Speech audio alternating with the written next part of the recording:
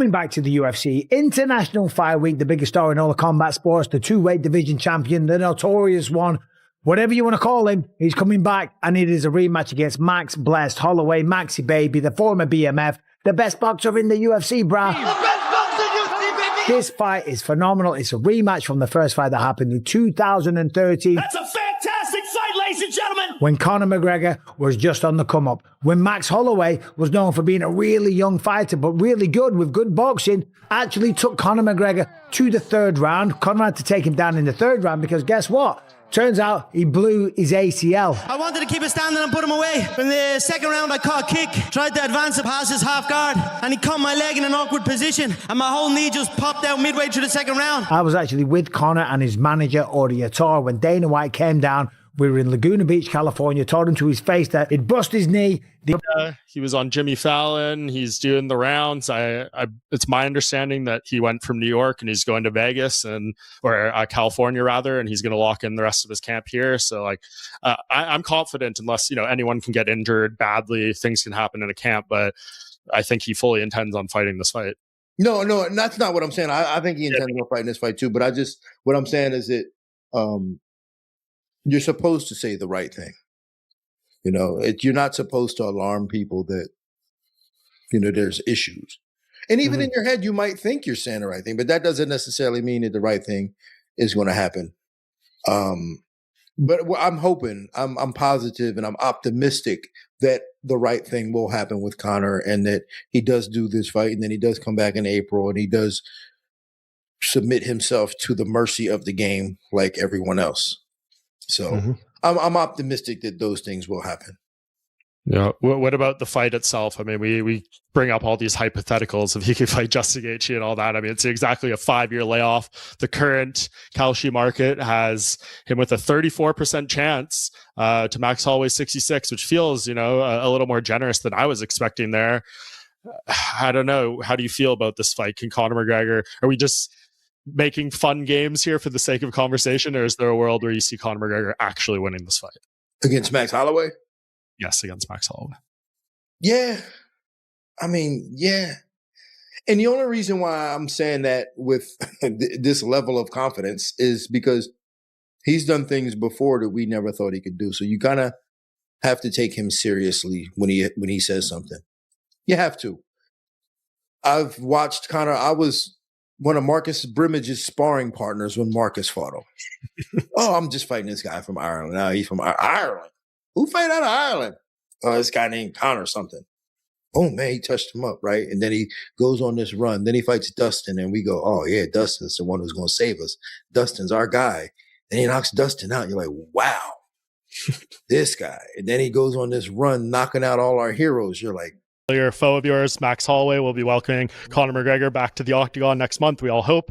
If this fight does happen, it's at welterweight. How do you see this going? Can Conor do anything with the fighter you're probably more familiar with than anyone in Max Holloway? Well, we know that Conor hasn't been in the game for a long time, and I think a lot of people are thinking that he's just going to lose everything, but that's not the case. He's going to be dangerous. He's obviously going to still be very sharp, very explosive. Still got a good eye. Is it the exact eye that he had when he was double champ and doing what he was doing? No, probably not. But still going to be very dangerous.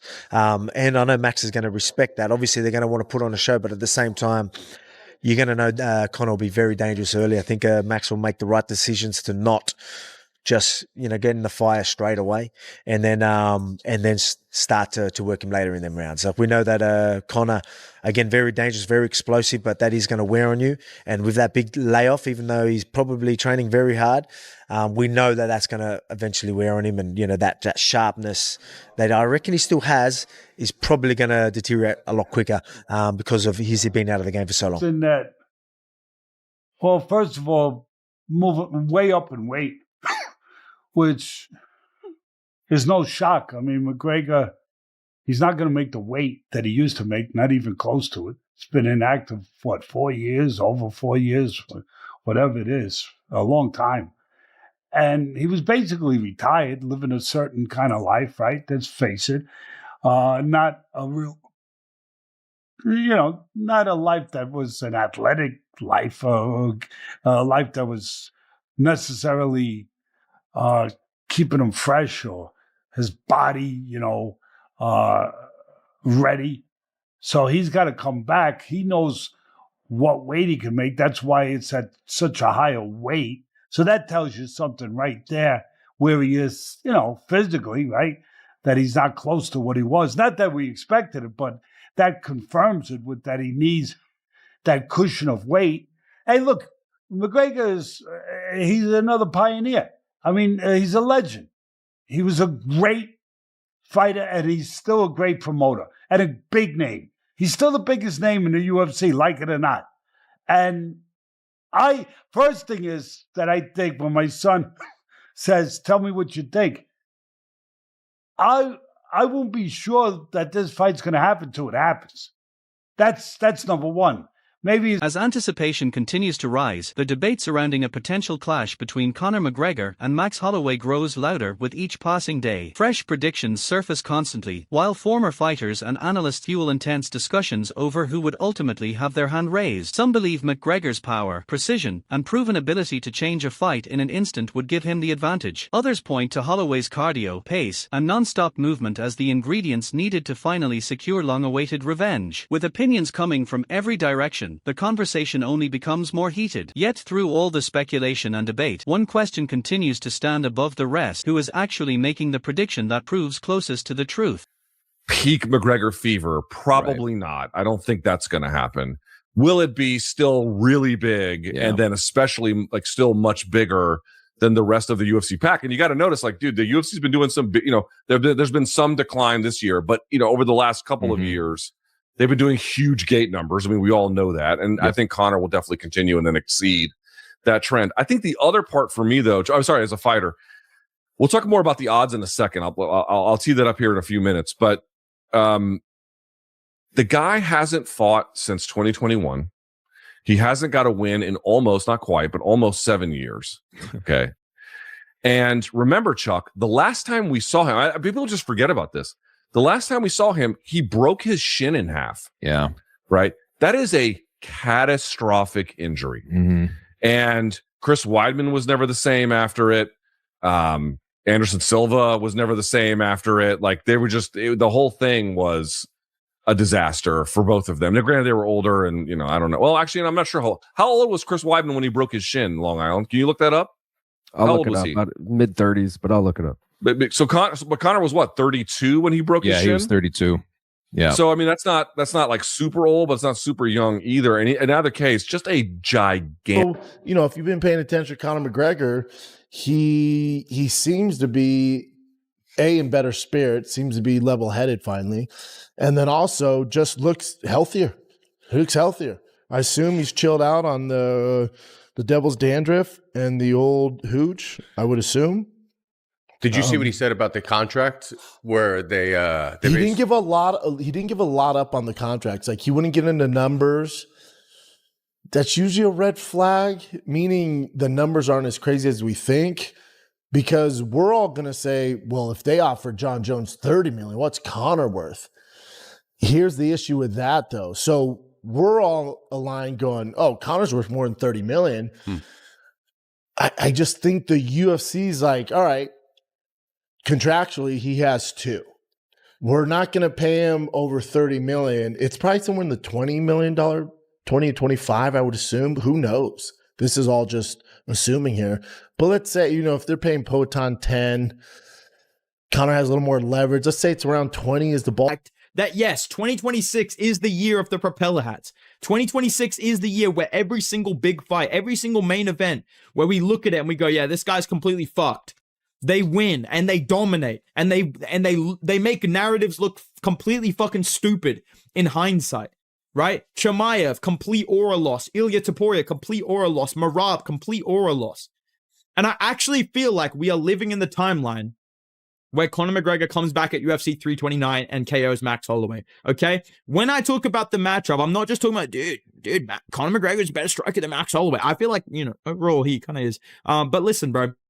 Looking at the matchup, right? Obviously, there is a lot of question marks. There's a lot of things we don't know because we haven't seen Conor McGregor in the UFC octagon for 5 years. I totally understand that. I do not look at this betting line and go, these people are idiots. They should be picking McGregor. I'm not saying that, okay? I understand why. Thomas believes this matchup will involve far more than a simple contest of power. While he expects Conor McGregor to still possess the strength that has defined so many of his biggest victories, he questions whether the Irish star can maintain the speed, timing, and balance that once made him such a dangerous force. Meanwhile, Max Holloway's constant feints, sharp angles, and combination striking present a completely different challenge. According to Thomas, those tools could create serious problems for McGregor over the course of the fight. If Holloway succeeds in controlling distance, operating at his preferred range, and maintaining his trademark volume, Thomas believes the momentum could gradually swing in Holloway's direction and become increasingly difficult to stop. Fight, I guess, what is it? He needs to snipe him in the first couple of rounds. We're hoping Max Holloway's chin, after, being untouchable for a decade, and he's now been dropped in 3 of the past 4. Like maybe